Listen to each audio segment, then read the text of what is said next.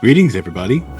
Welcome to Not Funny Guys Presents Red Dwarf Rewatch. I am your host, Dr. John, and hopefully if you read the title caption, you'll know that as well. Here's hoping. But we are cruising into the back half of Series 2, and we are on Episode 4, Stasis Leak. Again, directed by Ed Bye, written again, as always, by Rob Grant and Doug Naylor. This one was released on the 27th of September, 1988. So let's jump into this with a summary. So, a time portal of sorts, a stasis leak as they called it, is found on floor 16. And it takes the crew back in time to Red Dwarf 3 million years in the past, and basically about 3 weeks before the disaster, which wiped out the whole crew.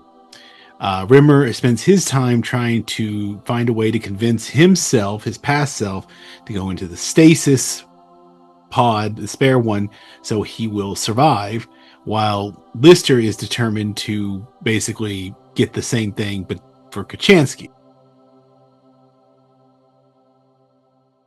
So let's get into the details now. So I am a big fan of all these little Holly updates. I absolutely adore them. Summarizing the sitch of what's going on in the situation. Apparently this one's about the moon shaped like a famous female's butt. In addition to that, I just want to comment on, so far in Series 1 and Series 2, I love how these have these over dramatic, this long shot of the ship coming in, followed by this very dramatic dun dun music before they kind of then they spoof you. So we start actually this episode 3 million years in the past with a black and white flashback of Lister and Rimmer in Captain Hollister's office. Rimmer is basically filing complaint about apparently Lister snuck hallucinogenic fungus. He didn't really, he accidentally got his hands on it, but he cooked Rimmer a meal, breakfast with mushrooms, and then at a basically performance inspection, Rimmer showed up completely naked, tripping out, and attacked 2 officers. When asked why he did it, Lister says he did it for the laugh. He gets 2 weeks PD, which we will come to find out is basically paying the ship. Not as serious though as Rimmer apparently thinks he is, and he gets quite furious, and then he manages to end up getting himself 8 weeks PD for cussing out the captain.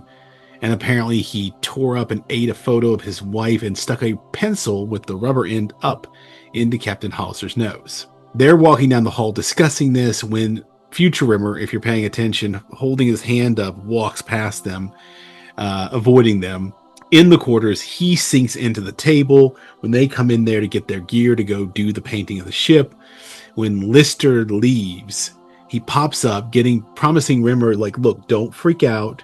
But then he does this really, past Rimmer really thinks he's tripping out still. Future Health tries to basically tell him about the stasis leak. He's doing a terrible job explaining this. We never see the end of the full scene because we cut back to the present, where we find Lister reading Rimmer's diary. He gets mad about this, but apparently he's been reading the really good parts out to the cat. Rimmer admits that he has read Lister's diary, but he had the polite decency to do it sneaky.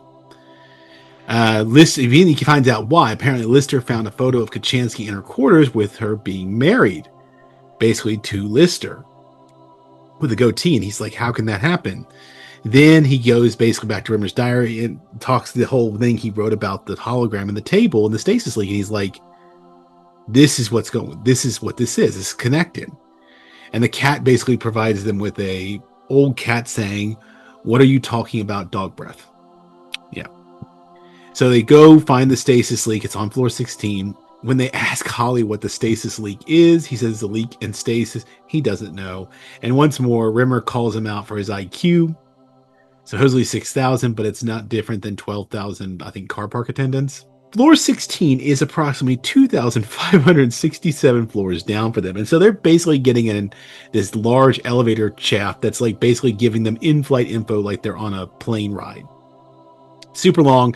They get a safety video that basically when it gets to the part about if there's a crash, you're going to die. So there's a tape recorder for you to give your last will and testament.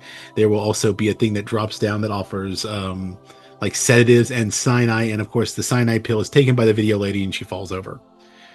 It's kind of hilarious. When they actually get off, the cat will comment about how the container for their food tasted better than the food for their in-flight meal. But they do find the leak. And Lister goes in first, and it appears that they materialize in a shower. Tells everybody else to come through.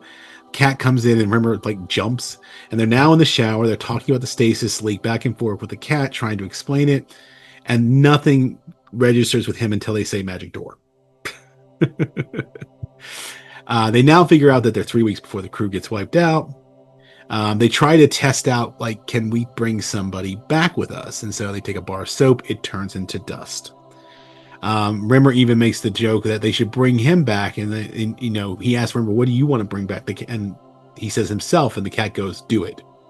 Obviously turning to dust. Yeah. Lister hatches basically a plan, or at least they start talking about a plan of what they're going to do.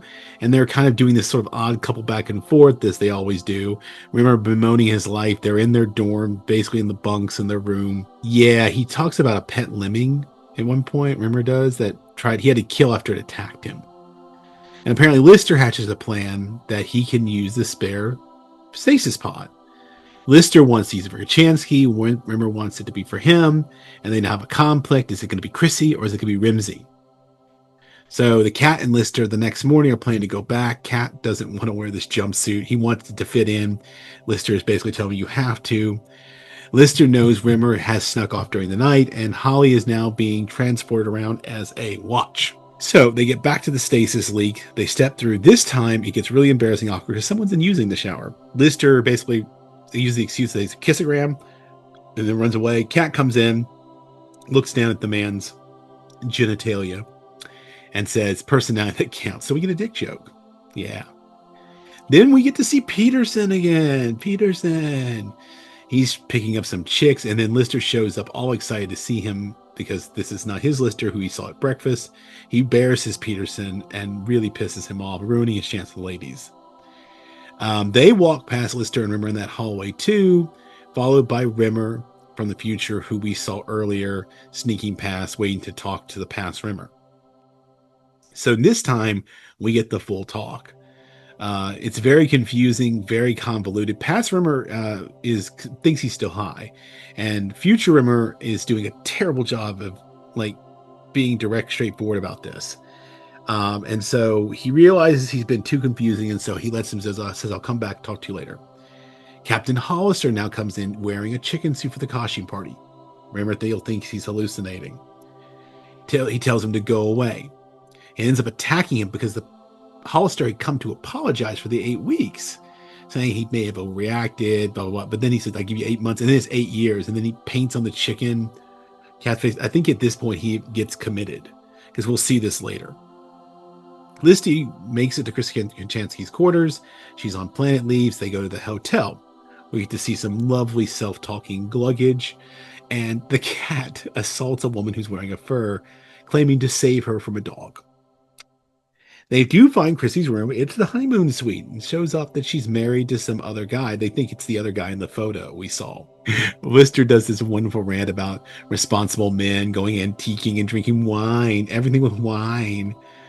Holly tells him being in love is with another computer. He talks about how he was in love with another computer, better than to have loved and lost and listened to an album by Olivia Newton-John, which, damn, she is getting some hate. Poor woman. I don't think she's that bad, but that's some serious slamming there. Serious diss. The Christianity comes out, sees them, invites them in. Turns out that she did get married to Lister, just a Lister from the future. It's one from 5 years in time, further in time. They do find a way to come back. He tells them about it, get sent off on their way, and tries to get advice about his future self. And the future Rimmer with a goatee basically gives him a long wind-up story, and then just kicks him out of the room. They then go back to the ship, where we find the past Rimmer, who has now been released from the psychiatric care and returned to his room and bunk. Past Lister is asleep and is on his bunk. Then now future Rimmer returns to try and talk him into the stasis thing again, but Cat and future Lister show up to take him back home, when all of a sudden the other future Lister and present Kachansky show up, followed by future Rimmer. And in this whole cacophony of events, past Rimmer finally screams, I think he's losing his mind. And that's where we exit the episode. So, great one. This is a fun one, especially the whole playing with the looping time thing, which is just absolutely hilarious. Obviously, we must be operating, I'm assuming, on the second version time theory where you can change the past. Otherwise, none of this would make a point. You've just been making alternate dimensions. But we'll talk about time dimensional theory another time. Next time, though, we will be getting into episode 5 of series 2, Queeg. Such a good one. Something to look forward to, folks. But in the meantime, please like, subscribe, comment, share. Help us grow this channel. We're gonna go through all of Red Dwarf, folks. We're doing the whole thing. We're not stopping until we're done. If you're interested in Andor season 1 and 2 or Venture Brothers, please go back and watch those. Give me comments, give me feedbacks, help me find ways to improve this. Do you like the way I'm presenting it, or should I change it up? I am very open to suggestions.